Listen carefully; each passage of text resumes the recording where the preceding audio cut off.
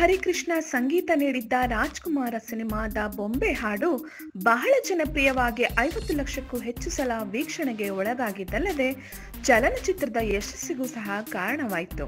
ಈ ಹಾಡು ಡಾಕ್ಟರ್ ರಾಜ್ಕುಮಾರ್ ಅವರ ಕಸ್ತೂರಿ ನಿವಾಸದ ನೆನಪುಗಳನ್ನ ಮರುಕಳಿಸುತ್ತಿತ್ತು. ಅವರ ಮುಂದಿನ ಆಲ್ಬಂ ಕೂಡ ಮತ್ತೊಂದು ಖ್ಯಾತ ಸಿನಿಮಾವನ್ನು ನೆನಪಿಸಲಿದೆಯಂತೆ. ಯೋಗಿ ಜಿ ರಾಜ್ ನಿರ್ದೇಶನದ ಶಿವರಾಜ್ ಕುಮಾರ್ ನಟಿಸುತ್ತಿರುವ ಬಂಗಾರ ಸನ್ ಆಫ್ ಬಂಗಾರದ ಮನುಷ್ಯ ಸಿನಿಮಾಗೆ ಕೂಡ ಹರಿಕೃಷ್ಣ ಸಂಗೀತ ನೀಡುತ್ತಿದ್ದಾರೆ. ರಾಜ್ಕುಮಾರ್ ಅವರ ಕ್ಲಾಸಿಕ್ ಸಿನಿಮಾ ಬಂಗಾರದ ಮನುಷ್ಯನ ನೆನಪು ಹೊತ್ತುತ್ತಿರುವ ಈ ಹೊಸ ಸಿನಿಮಾವನ್ನ ಕರ್ನಾಟಕ ಮತ್ತು ವಿಶ್ವದ ರೈತರಿಗೆ ಅರ್ಪಿಸಲಿದ್ದಾರೆ ನಿರ್ದೇಶಕ ಯೋಗಿ.